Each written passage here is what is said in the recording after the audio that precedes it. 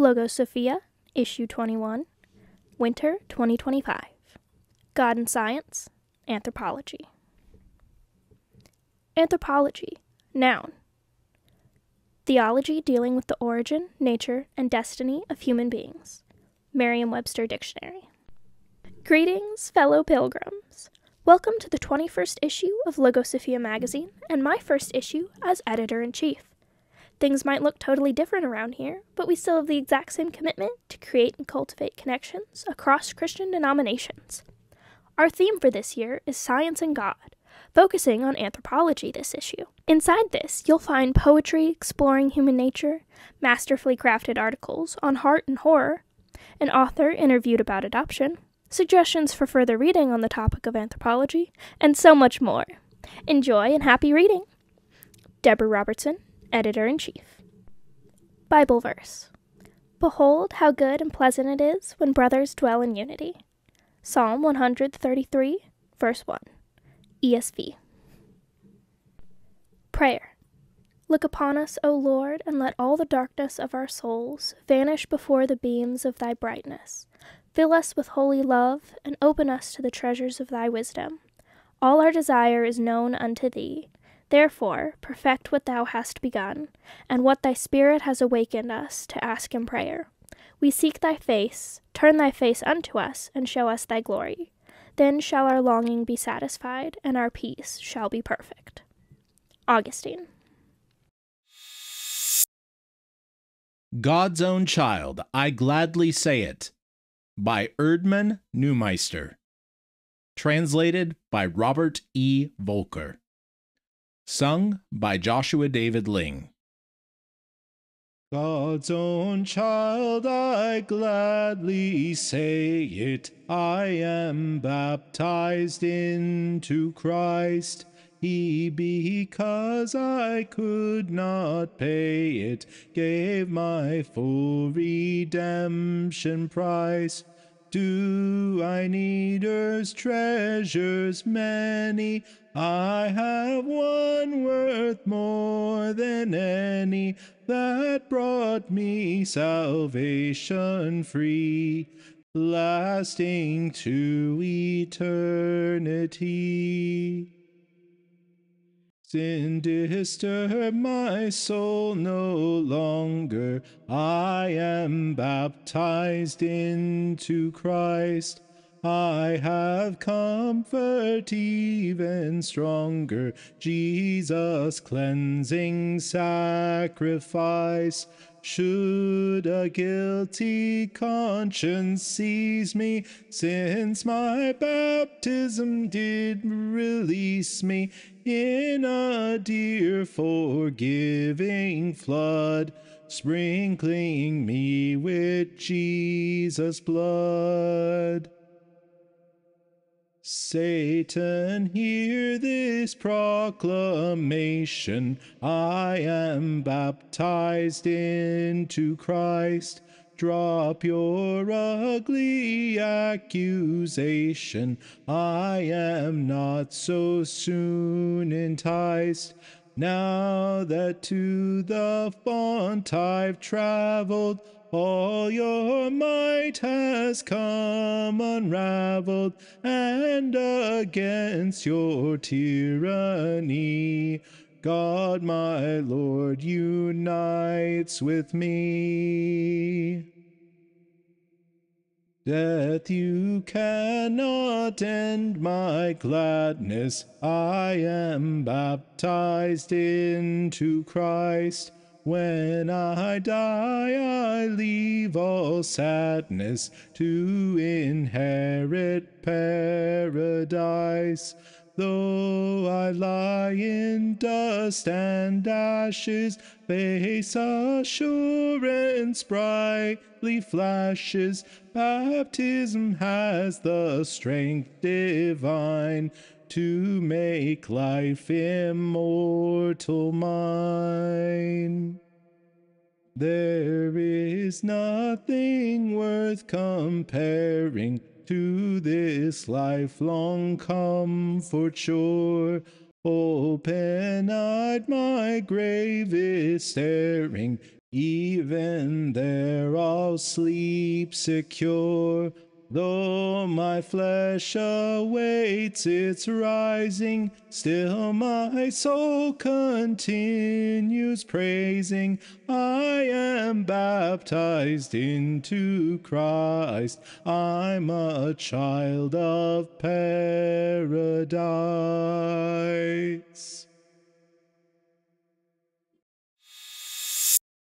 Musical Musings by Joshua David Ling. God's Own Child, I Gladly Say It, was written by Erdman Neumeister, who lived from 1671 to 1756. He was a Lutheran pastor who wrote many church songs, helping people to understand God better through music. This 5-verse hymn talks about what baptism means for Christians. Each verse starts with a problem that Christians face and answers it with the powerful reminder, I am baptized into Christ. Like a refrain in a popular song, this line keeps coming back to remind singers of their connection to God and to raise the consciousness of the stakes of the Christian life, verse by verse. The first verse talks about how being baptized is worth more than any treasure. The second verse deals with feeling guilty about sin, while the third verse stands up to evil. The fourth and fifth verses face the fear of death, saying that baptized Christians can be sure they'll go to heaven. What makes this hymn special is how it speaks to everyday worries while giving hope. It's like having a conversation where someone shares their fears, but then remembers they belong to God through baptism. The words are personal and comforting, like a friend reminding you of good news. Today, this hymn is still sung often in Lutheran churches and abroad. It helps people remember that their baptism isn't just something that happened once, but continues to give them strength and comfort throughout their whole life. And ultimately, it is a reminder that whoever the world may say we are children of the second Adam in Christ. The Anthropology of Fear, What Mascot Horror Tells Us About Humanity, by T.K. Wilson. What mankind fears hasn't changed since time immemorial. Truly, since the Garden of Eden, we have feared that which should be benign turning out to be evil. This very specific fear has given rise to the genre of, quote, mascot horror, unquote, which combines beloved childhood icons such as Mickey Mouse with some sort of horrible backstory, usually of science or magic gone awry and creating a Frankenstein amalgamation of terror. The top two examples of this new face of horror are Poppy Playtime and Five Nights at Freddy's. Though Five Nights at Freddy's came first, my first stop is Poppy Playtime. As a toy collector and restoration artisan, it more hits home for me as this new face of terror. In Poppy Playtime, the player returns to their former place of employment, the Playtime Co. Toy Factory, in an attempt to rescue co-workers who are trapped inside. What the player finds instead are toys with human souls, driven mad by their state of being, looking to punish those who have made them this way, apparently including the player, though how much responsibility they have is still unclear. In the course of the game, the player encounters monsters both benevolent and malevolent, including the animalistic Huggy Wuggy, wise Poppy, and devouring mother Mommy Longlegs, all opposing or helping the player's quest. These characters are the faces of what was once a whimsical wish of children to have their favorite toys come to life, but twisted into nothing but horror. In a similar vein to Poppy Playtime, we have Five Nights at Freddy's, usually shortened to FNAF. F-N-A-F. FNAF was created by Scott Cawthon, a video game developer at the end of his rope. After designing several unsuccessful Christian video games, he was ready to quit his dream job. He decided to try one last time for a general market release game. He took criticism of his game's characters looking like creepy Chuck E. Cheese animatronics and ran with it, creating a spooky horror game where a selection of 5 such robots will come and try to grab you in your office. This game was Five Nights at Freddy's, and it became a runaway smash hit. It was a simple, scary story without gore or graphic language, half Scooby-Doo and half Frankenstein, 1931. Scott used the next few years' worth of games to tell a complex story of cover-ups, lies, and murder. The story that tied them all together was the insanity of a man named William Afton, a mad scientist who murdered 5 children sometime in the 1980s in order to find a way to resurrect 2 of his own children and gain immortality for himself. In doing this, he caused the robots he created to be possessed by the spirits of the dead children. The spirits of the dead, longing for justice, led by the ghost of a noble and brave little girl called Charlie, eventually witnessed the death of their tormentor who had tried to cover up his crimes. But like them, the ghost of William lingered, having to be destroyed by his remaining child, Michael. Because of the wealth and power of Apton's company, the deaths were covered up. They simply hoped people would forget and just kept opening more and other restaurants. But every time something would happen to cause the closure of the place. As you can plainly see, creator Mr. Cawthon has done a lot of research and watched a ton of American Greed. And perhaps that greed is what also feeds into the horror. Not a monster, but a person so indifferent and cruel that human lives are as nothing to them. Neither game's story has been fully told yet. New horrors await those who play them. New mysteries wait to be solved, but no matter what, horror fans have come to an interesting place in history. As horror becomes more mainstream, we find the grotesque changing shape. For once we had demons, zombies, and Nosferatu, we now have a long-armed stuffy and an animatronic bear. What they represent has not changed. The fears of the unknown, of contagion, of true malevolence hidden by a smile. Horror opens humanity's eyes to the truth they keep hidden, that there is evil, but good will always win out. Upon Learning the Death of Papa Ben by Lawrence Mackin-Texas Hall. Read by Deborah Robertson. We are not some casual and meaningless product of evolution. Each of us is the result of a thought of God. Each of us is willed. Each of us is loved. Each of us is necessary. Papa Benedict. I awoke from what was called a procedure, and was surprised to be alive, by the brilliance of those called to medicine, by the grace of God and St. Elizabeth. When certain images and clouds were cleared from my weary and befogged body and mind, and the kindest nurse brought a coffee for me, with words of assurances and blessings, I learnt that our dear Papa Ben had died. I paused, I put the coffee down, I cried, on this December day when Papa Ben died. Philosophy of the Heart by Amanda Pizzolato. Follow your heart has been a mantra for decades. Many take it to mean to follow your feelings, but does it really mean that? After all, following your heart's desire could very well include some trying times. Should you listen to your feelings, then, if they lead you away from your heart's desire? Speaking of, take a moment right now and write down your heart's desire. If you have more than one, write them all down. Once you have done that, find the one that you especially desire. Have it in hand. Now look at it. Think about it. Does it require a plan to achieve it? Does that plan require some sacrifice and trials to overcome? Would you stick with it, or drop it the instant your feelings change? If the answer is sticking it out for the long haul, well, that's what we would consider love for people and passion for dreams and ideals. You wouldn't drop it all at the first sign of trouble, or when the first trial popped up. So one has to assume that the heart isn't the seat of feelings, but a meeting place where reason and feelings can join together. Reason and emotion aren't supposed to be in constant warfare. They must work together. They are not opposites.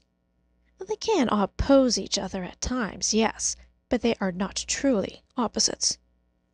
In the East, the yin-yang symbol and philosophy are pretty well known. The idea that the world is split into opposing functions, hot and cold, day and night, wet and dry. But many of those functions, those things, have a middle ground. Good and evil do not have such a thing. They are the true opposites. One repulses the other unable to stand the one. Hence why they are always fighting, in reality and in fiction. All others, especially those that are filed into yin and yang, can oppose each other at times, but are also quite capable of working together. Usually working together is a great benefit to everyone and everything, as it creates harmony and balance. Good and evil are outside of that, especially when you consider that keeping the balance is good while throwing it off is bad. Sometimes that balance doesn't quite look the way we expect it to. So throwing it out of whack can come as a surprise, but good will right it immediately, and evil will push the imbalance even harder. But what does this have to do with the heart? Well, that's where all those decisions are made. Basically, the heart is not the seat of emotion, but the seat of the will, the self, the soul, you, your very core. Just like the phrase, at the heart of the matter, which can be taken as further proof that the heart is not the seat of emotions, but the seat of your core self. Perhaps we should call it a throne room, as that is where you put not just your core, but also where you would put the most important people and things, as they would have a lot of say over your decisions. It is the place where emotion and reason can come and either duke it out or dance in harmony. But there's more. Further proof can be found in the Bible as God sees into the hearts of men, and it is how he chooses his servants, like David, in 1 Samuel 16:7. Jesus also shows this when he reprimands the Pharisees, knowing that they are following the letter of the law, but not its heart. Luke 16. Throughout the Bible, we get the notion that the heart is pretty important to God, as he can see it and knows our core better than we do. The Catholic Church even celebrates the heart, with feasts for the Sacred Heart of Jesus, the Immaculate Heart of Mary, and in a way, Saint Valentine, as well as Saints John Eudes and Margaret Mary Alacoque. After all, hearts are symbols of love, and God is love, so it would make sense that he seeks hearts. But then, love isn't strictly an emotion. It certainly can't come about by reason alone either. It requires both emotion and reason, better known as attraction and knowledge. Getting to know someone can turn into love. That is the reason part of it.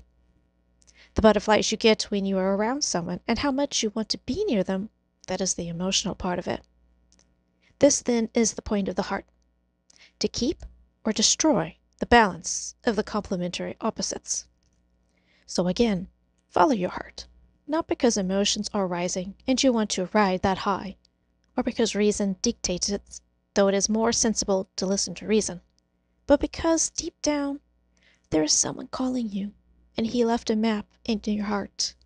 It's up to you to answer or ignore the call. For a more in-depth look, read Wisdom of the Heart by Peter Kreeft. Coupled with witty humor, he does a deep dive into the heart and its importance to us, who we are, what we are called to do, and our relationship with God. You, formerly known as You, by Lawrence McIntexis Hall. Read by Deborah Robertson. X, formerly known as Twitter, and then there is you, formerly known as You. Go read a book, go get a job, go get a life, go get a clue, work in the yard, volunteer at the school, wash the dishes, clean up the house, raise your children, be positive, be a role model, be a real mensch. Be a real friend, be a neighbor, by the grace of God, be truly you. You are no one's glassy-eyed parasite. Go out into the world and do yourself proud. The Spirit Veil by Braden Nelson. Read by Braden Nelson. Through veils that shimmer thin and bright, a world lies hidden beyond our sight. Some glimpse it through a holy call, while others stumble and others fall. When God in mercy lifts the shade, the spirit realm is then displayed, a gift, a warning, and a sign, a fleeting moment of the divine. But others choose forbidden ways, with powders, potions, and altered gaze. Through DMT or acid's glow, they touch the dark where none should go. Psilocybin opens doors, ketamine bends earthly floors, PCP unchains the mind, yet leaves the soul in chaos blind. Entities dwell in shadowed space, some with terror, some with grace. They may appear uncalled, unbidden, or summoned forth from realms forbidden. The summoner speaks, the circle drawn, the ritual begins at dawn. An ancient name, a whispered plea, a pact is made, though none are free. Yet caution must be deeply held, for spirits lie, their truths withheld. A kindly face may mask a snare, and draw the heart to deep despair. The thin places sing a broken song, where earth still feels what went so wrong. The blood, the grief, the hallowed ground, still echo with the lost soul's sound. Here a shadow lingers near, born of hatred fed by fear. A rift, a tear where spirits crawl. These places warn us, one and all. The wilds untouched, their secrets deep, in forests dark where old ones sleep. A sanctuary for fey and light, and darker things that shun our sight. These wild havens guard a gate to realms of beauty and of fate, but venture not without consent, lest you be bound by their lament. For every spirit, fey or beast, some are kind while others feast. Their lands are not for man to claim, nor tread with greed, nor speak in vain. The faithful know the righteous path, to seek the spirit without wrath. God's hand alone may grant the view of worlds beyond, both old and new.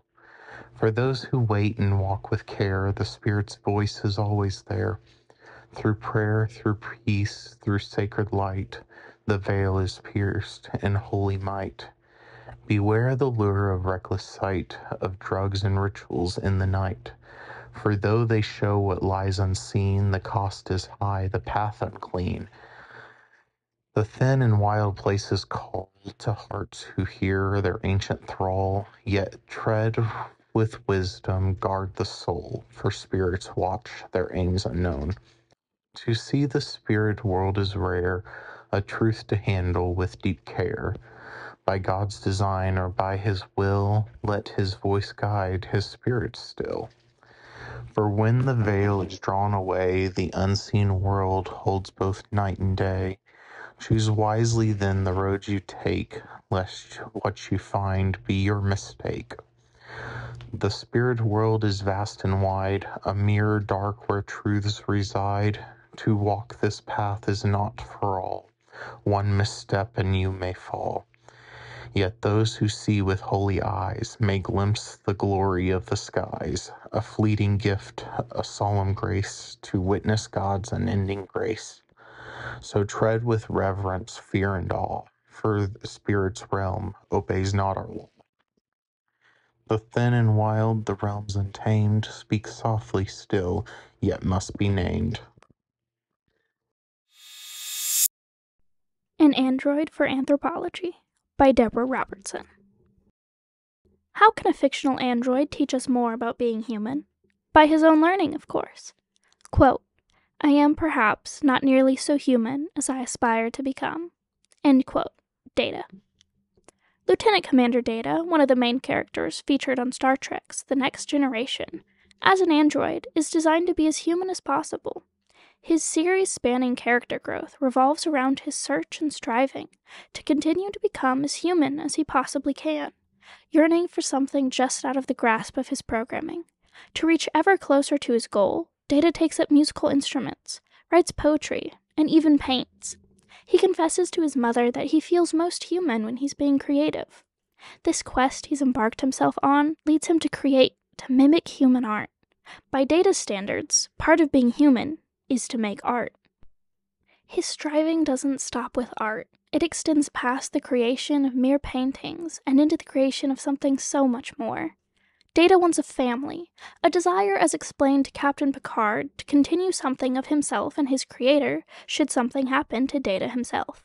This trait does not appear to be an inherent part of his programming, as his brother Lore, a previous android by the same creator, is not shown to share this quality. In fact, Data is one of the very few characters in the series shown to want to have an active role in procreating and parenting. Something perhaps the other characters could learn from him. Data makes his family man ambitions come to life with the creation of his child Lal. This is met with mixed results by the other characters. Some immediately accept Lal as his child, while others are more hesitant to call her as such, due to the small family's positronic nature. Quote, Data, I am not talking about parenting. I am talking about the extraordinary consequences of creating a new life. Does that not describe becoming a parent, sir? End quote. Picard and Data. Does that not describe becoming a parent indeed? These extraordinary consequences are ones Data is prepared for. He pored over every parenting resource he could get access to, in addition to diligently preparing Lol's body with the latest technology. Lol's name means beloved, and the name could not ring more true for the daughter Data so clearly cares very deeply about. Data serves as an exemplary father. He takes her education under his personal care, socializes her, seeks advice from more experienced parents, and teaches her what he's learned about being human in their own unique way. He cares for Lol in exactly the way you'd expect from a father, with the added twist of being androids. Gut-wrenchingly, the father-daughter duo is ripped apart after only a few short months. Lol's programming overwhelms itself because of ways Data hoped to give her a better version of the life he has. Despite Data's steady and tireless efforts over hours to save her, she dies. After that loss, Data is not shown to attempt fatherhood again in the series, in all probability taking into account the safety of any future children. Losing his daughter doesn't mean Data has lost all meaningful connections in his life. He considers a number of the Enterprise crewmates to be his friends. These are friendships he has forged over time and works to thoughtfully engage with, and his friends, most of the time, work patiently with him when he doesn't engage quite right.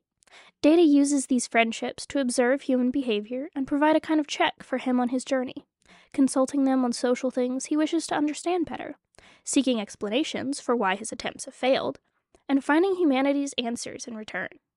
One may ask if Data, being an android, is even capable of friendship. This pondering is answered best by Data himself. Quote, "Are you able to have friends? Yes. But you don't have feelings, do you? Not as such. However, even among humans, friendship is less an emotional response and more a sense of familiarity. So you can become used to someone." Exactly.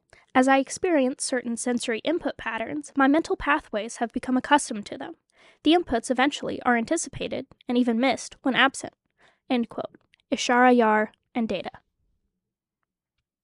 These friendships carry immense importance to him. Data invites them to his passions like poetry readings and recitals, the experience enhanced by having people he cares about there, and in return is thoughtfully involved with theirs, supporting Troy through an unexpected birth. It was a weird episode, okay? Performing Shakespeare with Picard, and test drinking Guinan's latest concoctions, to name but a few. A passing of a metaphorical ball of friendship between them. His friends return his companionship, as summarized by First Officer Riker. Quote, "Data's my comrade, we've served together. I not only respect him, but consider him my friend." End quote, Riker. And also, hearkening back to Data's earlier comment, quote, "It's just that our mental pathways have become accustomed to your sensory input patterns." I understand. I'm also fond of you, Commander. And you as well, Counselor. End quote. Riker and Data. Poker, of all things, helps the Lieutenant Commander in his continued quest for humanity. It's an engaging, interpersonal activity that allows Data to not only observe a more complex emotional environment, but to engage with it. He finds the actual experience of playing poker to be entirely different than just studying the rule set, learning techniques, and running numbers. Being able to live the experience firsthand gave him a perspective he wouldn't have otherwise had, continuing his study and strengthening connection with his companions. Spending time in meaningful activities with the people in your life is key to connections.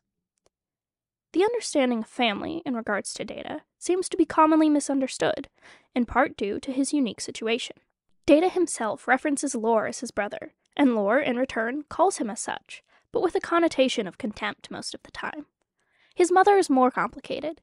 She was a human married to Dr. Soong, who died, and her ex-husband transferred her memories to an identical android without her knowledge, something that is only revealed to her after an encounter with Data. Despite this, Data connects deeply with his mother. A dead daughter, malevolent brother, complicated mother. The only human in the mix is the father. And what an interesting father he is. The other characters almost exclusively refer to Dr. Noonien Soong as Data's creator, not in the way that Data thinks of him, as closer to a parent. The concept that someone can be both creator and father is a notion that many struggle to grasp, and further, creation as a son. However, Christians have no such difficulty in understanding this due to the unique nature of the God we worship. Quote, "I am the culmination of one man's dream. This is not vanity or ego, but when Dr. Soong created me, he added to the substance of the universe. If, by your experiments, I am destroyed, something unique, something wonderful, will be lost. I cannot permit that. I must protect his dream." End quote. Data. family, friendship, and even romance. Across the series, Data has pursued them all. Data's romantic endeavors began with Tasha Yar, when they shared a night of intimacy while under an alien influence. It is unclear how far their relationship continued after that point, because Yar forbade him from ever speaking of that night, but the two remained close until her unexpected death. Quote, "She was special to me, sir. We were intimate." End quote. Data. He keeps a holocube with Yar's likeness to commemorate their connection after her passing. Regardless of the specifics, she was, as he said, special to him. Data's second escapade into the world of women was much more formalized, though shorter-lived. His co-worker, Jenna DeSora, initiates, and after seeking advice, Data decides to reciprocate. He begins their new relationship by bringing her flowers, the particular type a recommendation from Riker. In true Data fashion, in order to fulfill what is required of him as it pertains to dating, he creates a program, touchingly adding a subroutine specific to this woman. Quote, "So I'm just a small variable in one of your new computational environments?" "You are much more than that, Jenna. I've written a subroutine specifically for you, a program within the program. I have devoted a considerable share of my internal resources to its development." End quote. DeSora and Data. Interpersonal relationships of this intimacy is another area to be studied. Data studies us to master it, aforementioned flowers, complimenting her, calculating the correct pressure to safely apply to her lips, an android must think of these things, tidying her quarters, adding decor to his own quarters to be more to her liking, a romantic candlelit dinner, and more. Unfortunately, DeSora finds Data's attempts to be novitate and inadequate, despite Data doing his level best at a complex and entirely new to him scenario that he put immense effort into. As any man would be, he's confused when she tells him one thing and means another. Relationships require further constant examination and adjustment, and according to DeSora, emotions. Quote, "You were so kind and attentive. I thought that would be enough." Is it not? No, it's not. Because as close as we are, I don't really matter to you. Not really. Nothing I can say or do will ever make you happy or sad or touch you in any way. End quote. DeSora and Data. In conclusion, Data is an avid student of anthropology, one we can all learn from. Anthropology can be found in the most unexpected of places, and if we're looking, there's always more to learn. Lieutenant Commander Data, the android he is, shows us a new angle to humanity that may not be seen on our own. There is always a goal to be reaching toward, a kindness to be offered to our fellow humans, who, like us, are figuring this humanity thing out. So go create art, have kids, learn from your mistakes, make the painting, go get the girl, pick up that instrument, cherish your family despite their imperfections, and just maybe, invite your friends for a friendly game of poker. Be human. Quote, "As I've struggled to be more human, till I realized it is the struggle that is most important. We must strive to be more than we are, Lal. It does not matter that we will not reach our ultimate goal. The effort yields its own rewards." End quote. Lieutenant Commander Data. Very Similar, Totally Different by Sarah Levesque. The similarities and differences between men and women are so interesting. I tried to write a paper on it in high school and failed miserably to get my thoughts in order. But now, with over 10 more years of life experience under my belt, I'm going to try again. Nothing I say here will be particularly profound or even new, but perhaps you can benefit from my sorting out things as I am. Nothing I say here will be particularly profound or even new, but perhaps you can benefit from my sorting out things as I am. I will note that I am aware that I am generalizing, but this is about the general population rather than the individual. As we know, men and women are equal in dignity and rights. In addition, most women have the ability to do the things that men do. Likewise, most men have the ability to do the things that women do, barring childbearing. The idea of men's work and women's work is largely a thing of the past, though children's brands seem bent on keeping the differences between boys' and girls' clothes and toys, and more girls read so-called boys' books than boys read so-called girls' books, but I'll jump on that soapbox later. My point here is merely that, in many ways, men and women are the same. Some people in our day and age might even say men and women are actually the same, that there are no inherent differences. But that would not be correct. God has such specific roles for us in some aspects of life, some for women and some for men. My first example of inherent differences is pretty obvious on the surface. The female body can grow a baby but can't conceive alone. As one of my best friends recently went through the journey of pregnancy and birth, I found it so interesting to see the beauty in the female body's process. The male body has nothing like it. God has such specific roles for us in some aspects of life. Moreover, as this friend mentioned, after the birth of her baby, she settled right into the rhythm of broken sleep while her husband struggled. As she said, "My body was designed for this. His was not." Another difference comes from observing my behavior and my fiance's and my brother's behaviors with my nephews. The guys play hard with the boys, while I tend to play lightly or watch until they're ready to snuggle in and read a book. This follows something I read recently, I wish I knew how to find it, that said one reason why having a father and a mother in the household is important for children is because they gain different vital connections through the cuddles of their mothers and the romps with their fathers. Another instance where God gave men and women specific roles to play. One final difference. In my years of teaching elementary school, I have found it fascinating how boy drama and girl drama are vastly different. When the boys have problems with each other, their emotional wounds are generally only surface level and heal very quickly. It's common for boys to have an issue one day and have completely moved on the next. Girls, on the other hand, are more easily wounded emotionally. If a boy tells another boy they will play together at recess, then decides to play with someone else, there's a good chance they'll just play together the next day without any major issues. But if a girl tells another girl they will play together at recess and changes her mind, the rift between the two has opened, and only some of the preteen girls are emotionally mature enough to sort it out on their own.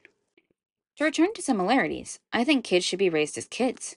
Boys do not need to be pushed toward boy games or boy books or boy activities. Likewise, girls do not need to be pushed toward girl games or girl books or girl activities.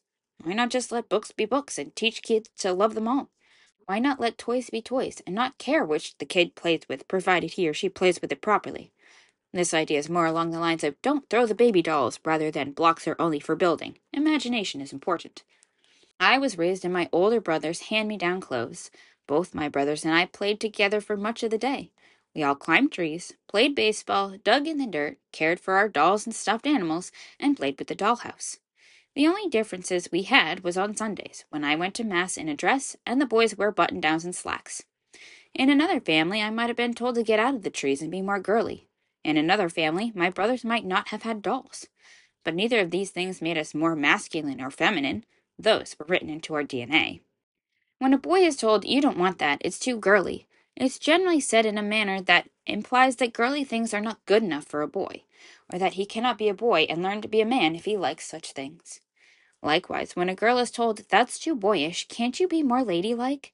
it implies that she is not girly enough, that she needs to try harder to be a good representative of her sex. My uneducated guess is that this tendency has been a probably lesser cause of the advent of the 72 plus so-called gender identities out there. When masculinity and femininity is tied to how much of your body is on display, if you play sports or dollhouse, I'm not surprised that kids get confused. All this to say that men and women are very similar, yet very different. There's a reason you can teach boys and girls in the same classroom. There's a reason men and women don't compete against each other in the Olympics. There's a reason that children ought to grow up with a mother and a father present in their house. The similarities and differences of us as men and women are not so easy to define, as they are both very obvious and very subtle, but neither should be ignored. God gave men and women specific roles to play, and while they are certainly not the same for every individual, the general theme stands. The Knights of Adonai, Part 9, In the Night, by Joshua David Ling. Within the dark of night's black cloak, several former guards of Talon spoke.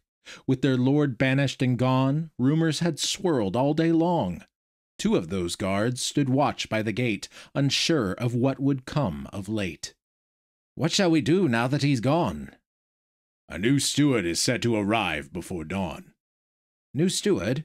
Is he of kin?" "All I know is we're to let him in." "How will we know him?" "He brings the king's seal. That should be enough to prove he's real." Just as Guard 2 spoke, a dark coach drew near, while the footmen steadied the horses in fear.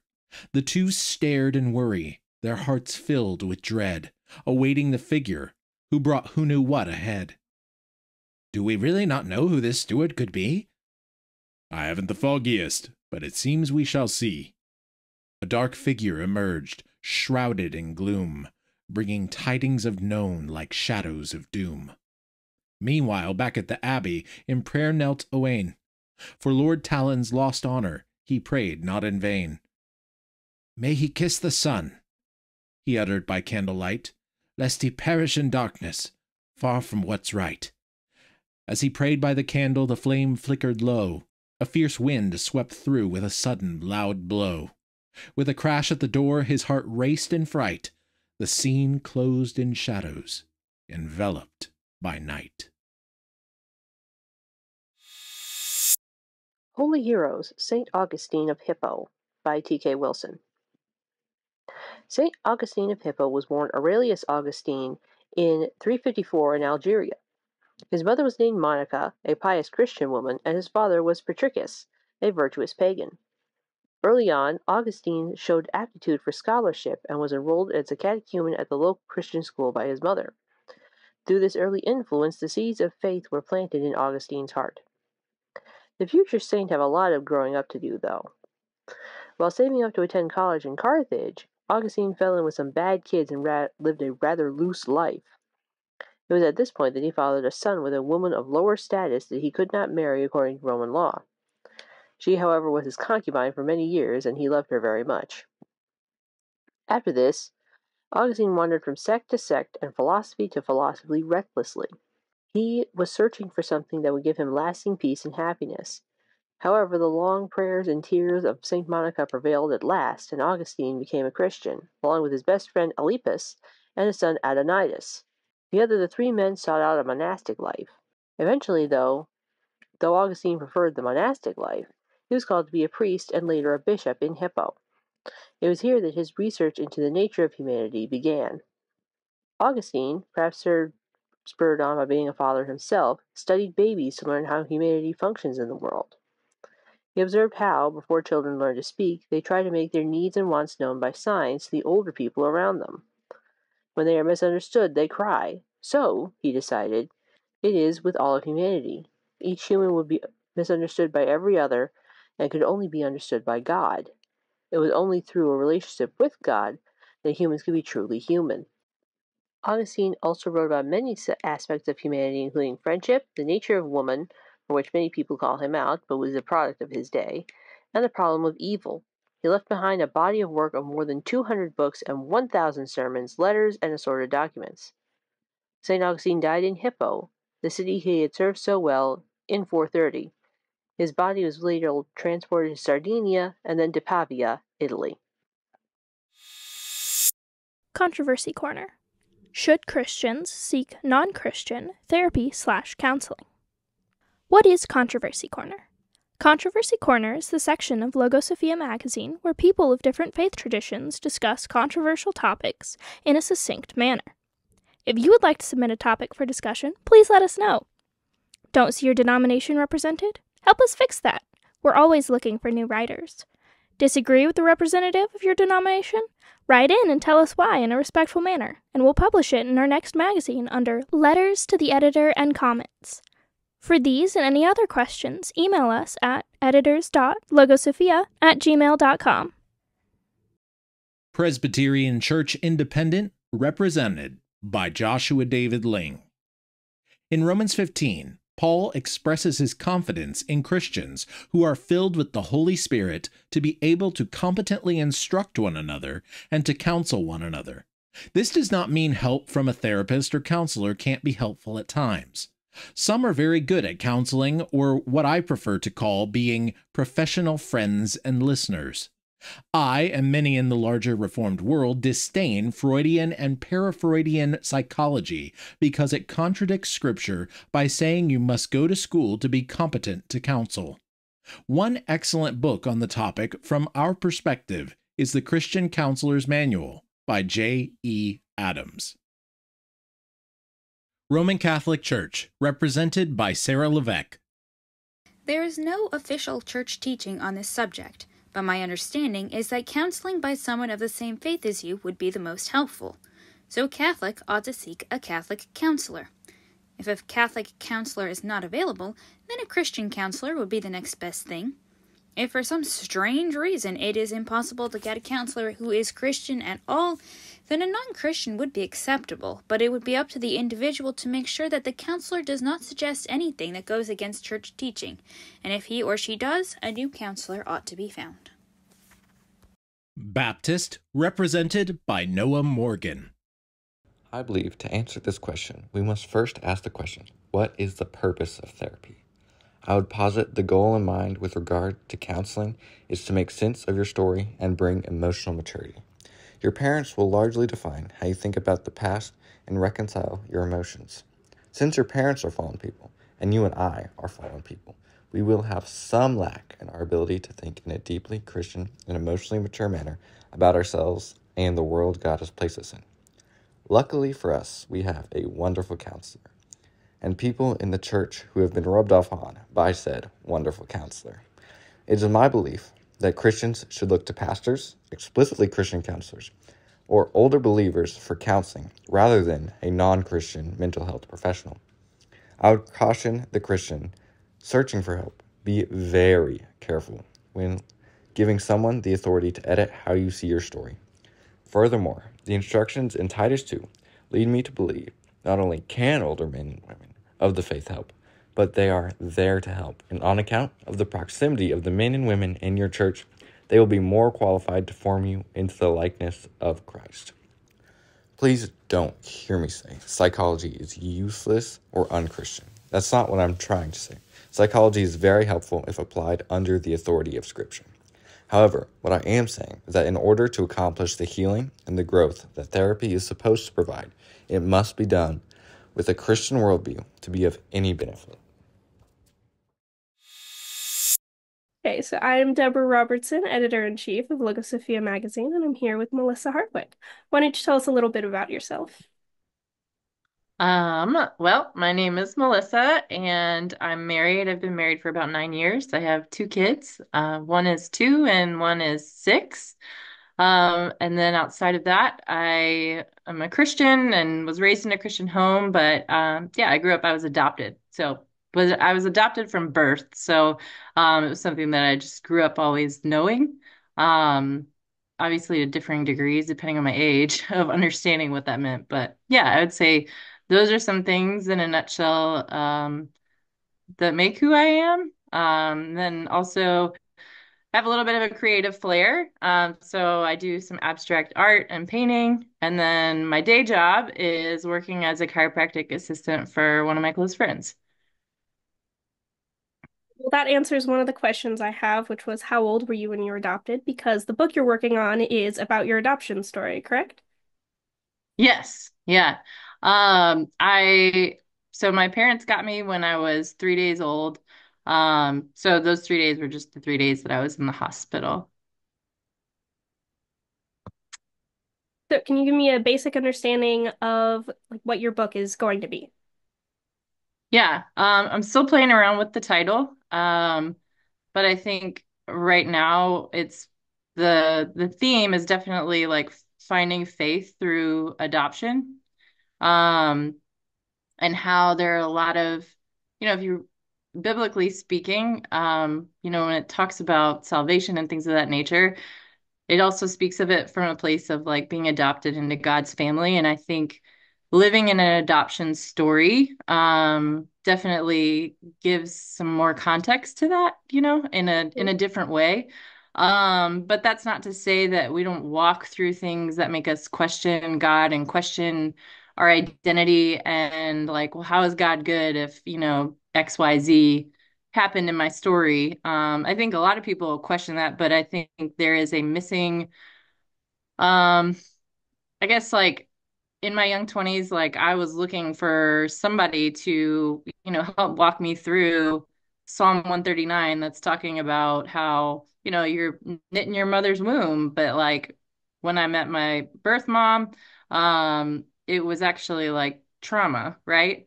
So how do you reconcile this of like God created me, but then at the same time, like my birth mom interacting with me literally was like a trigger for her. So how do you reconcile what God says about you whenever that experience just feels totally different, you know? So you So that's haven't kind of in a nutshell about it. Mhm. So you haven't picked a title yet. What are some of the ones that you're thinking about? Um, One of them was Adopted into Purpose. I probably will not go with that one. The other one was is literally simple, just like adoption and then or adopted with like a colon and then finding God in your adoption story. So this book will be targeted towards adoptees. That's not to say it wouldn't benefit other people to read it just for perspective. But I find that there's like not much on the market really for people who have been adopted to explore those questions that we have that most other people honestly just if you're not adopted, like you don't grow up necessarily thinking about, rightfully so. But because of that, it can leave somebody who's adopted feeling a little bit alone in those questions. Um, and so, yeah, and I think God didn't design us to feel that way. So that's kind of my heart behind it, I guess. So what inspired you to tell this story, to start writing this book? Um, I think it started, so I am 37, and it started probably when I was, the idea came, I would say, when I was like 20. But I had a whole lot of healing and things in my own story that I needed to work through. It was not time to start writing anything, but I'd say that's when it started because I felt like I went to church and like it's like I was in all the right places, but just didn't feel like there was a space for me to talk about it. And then it also felt like when you're adopted, you kind of feel like the person you're like the one that's like, oh, everybody's like, what's that like? And so, and which is not bad. But I think you're more explaining a story that you're still trying to wrap your mind around to some degree. Not so much that I was adopted, like that was not shocking to me. More just putting the pieces together when you're talking theologically about um, the value of life in the womb. As far as unplanned pregnancies. Yeah, whole hodgepodge of a lot of different hot topics that could dive into here. And so, yeah. So I would say that's where it originated is when I was in my young 20s, and I just felt like there wasn't a space for those conversations. And then even when I went to try to like find a book or, find something that could teach me, guide me, like how do I walk through this and get to the other side of the questions that I have? Who else has walked through this that, I could glean something from? And there wasn't much out there. Yeah, you've talked a little bit about it before, but how has being adopted impacted your faith? So I think twofold. I mean, my parents raised me in church, so there's that aspect. I think the other piece of that is, you know, I think sometimes we can read the Bible and be like, yeah, we're adopted into God's family. But if you've not been adopted, like, you're kind of like, yeah, that sounds great. But like, what does that actually mean? And so I think it felt like a way that my story connected with scripture. So I think it impacted in that aspect. I think also, I think to come to authentic faith, sometimes you do have to face the questions that you have in order to have an authentic faith, right? Because if faith is believing without seeing, I think it's also believing without always understanding. And so but I think there's also a process to like working that out, right? Because there's a piece I think that only God can bring. But he can only bring that whenever we're honest about what we're struggling with believing, about who he is or what he creates or why something is allowed or why the brokenness of the world is, like balancing the tensions of the fact that we're eternal, like we're eternal beings in the sense that we have a soul that will go somewhere after this life, right? And so with that, it's the tension of the things that are like not yet too. So yeah, I think just I feel like I'm going on rabbit trails, but in a nutshell, I feel like it the depth of my story is also, I feel like, what led to the depth of my faith, if that makes sense. Yeah.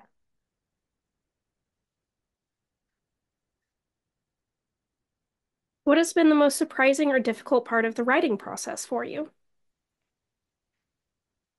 Um, you know, surprising.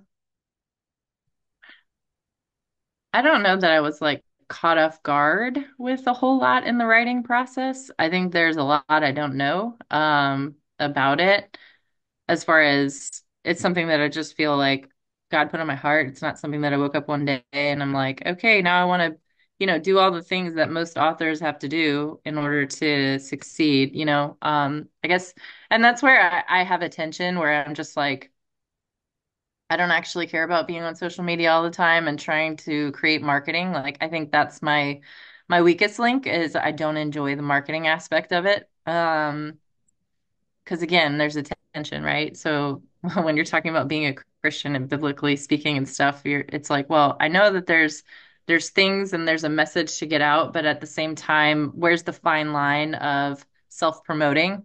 And so yeah, I would say that's one of the hardest parts about it, and what I would struggle with the most in this process. I think too, it comes in waves. So I I pretty much have it written. It definitely needs editing. So I've got the raw draft, so to speak. And so now it just needs some editing. Um, yeah. So that's kind of where it's at in the process. What was the transition like from going from your other creative endeavors to writing? Um, I think uh it wasn't too hard because I will say it helped because I did writing coaching with two published authors, and they are great at what they do. And so if it wasn't for that, I probably would not have ever been able to organize my thoughts the right way. So that played a huge role in me being able to organize my thoughts in a way that it makes sense, and also just created for feedback from somebody like way further along in the journey. So I think it could have been harder if I had tried to do it without, guidance. So you've mentioned that you want it to be for other people out there who are Christians and have been adopted. Do you have any other goals for like what your hope is when that book has been finished? Um, I think uh, uh, um, Can you repeat that part? I You're think it will offer cutting out. perspective. Uh, and I'm not saying, I think that's the hard thing. Is it working? Is it working? Yes, now it's working out, but it was like 30 seconds where it was just like glitching and the audio. Sorry about that. No. Tell me the question one more time. You've mentioned that you want it to be for other Christians who are adopted. What else do you hope that when the book is completed, that it will have accomplished? And what are your goals? Um, I think giving a space for the conversation around adoption for adoptees. I think that there's a lot of, there, and when I say this, it's not that this is bad. I just think that, I mean, even in the concept of like pro-life versus pro-choice, in the concept of churches that advocate for adoption or fostering and things of that nature, I think a lot of times the voice that's missing is actually the child from all of these scenarios. And so my hope is that it actually encourages other people to stand confidently in their story that God has written for them. Because my story is not going to be like somebody else's. There are pieces that are obviously relatable and there are core things that are similar that, that we can find in common, but um, nobody's story is the same. So I think my hope is just like encouraging people to share their voice, especially adoptees, because I think a lot of times it's just kind of like, well, you've been adopted, so great, and it's the idea of like, yeah, it's both, right? Like, I came from this, and like, yes, I'm in this, and I'm grateful for the way that the Lord wrote my story. However, I still have to balance the reality, like in my life, I've still had to balance the reality that like one person claims to be a Christian and literally can't have a relationship with me because it's triggering, right? And then on the flip side, I was raised by parents who are Christians that are like, you were an answered prayer, right? And so you live in both worlds. And I think a lot of times in Christianity, we want one to just erase the other. Um, and by all means, like, yes, that is like the hopefully the healing and the cathartic part of the story. Um, but I think that's the nuance is like just everybody's story is so different. And so that's not always the case. And so how do you reconcile that God is good and things like that? So, yeah, I think the other piece of it is just giving people permission to wrestle with their questions related to their existence and knowing that God will meet them in those questions. So you said you're like it's mostly written, but it needs to go through like editors and stuff. Do you have a date that you're looking at for publishing? I don't yet. So I just finished it right before Christmas, and so I've just taken a little breather from it. And then I'm deciding how I want to move forward with editing. I've been given a few different options, and so I'm just waiting to figure out and decide kind of which route I want to go with editing. Is there anything else you'd like to add? Um, you know, I think that kind of sums everything up. Those are great questions. Do you have any other questions that surfaced after some of the answers that I gave, or? I think I just asked them all as they came up. If there's anything you want to say more about like your adoption story and like your biological mom, you can, but you don't have to. Yeah, so it's kind of it's a God story. But that doesn't mean it was all like pretty either. Um, my birth mom was 15 when she got pregnant with me. And it was basically off of like a one night fling. My and so her family attended a Christian church in a really small town. And basically, it was kind of like the Scarlet Letter. That she got pregnant, outside of wedlock as a teenager, because this was in the late 80s. So basically her entire pregnancy with me was a secret I mean, it was a secret that wasn't a secret. It was like pretending like it wasn't real. Um, because it wasn't actually a secret. Like everybody kind of knew. So then there's like rumors and honestly, like I have such a heart for my birth mom, even though we don't speak. But if I went through what she went through, then I would be experiencing the same types of trauma responses. Um, and so, yeah, that's kind of a little bit of what I come from. And then the way that the adoption was orchestrated was actually through the pastor of that church. He knew my parents. And so um, that's kind of how it all got connected and tied together there. And then growing up, I was raised knowing I was adopted. So my parents always celebrated mine and my brother's adoption day. So that's where it's like people would always ask, like, well, what was it like when you found out? And it's one of those things where I like literally ever since I can remember, I've just always known I was. I maybe didn't understand what that fully meant when I was 3 years old, but there was no shocking moment where you're like, oh my gosh, you know.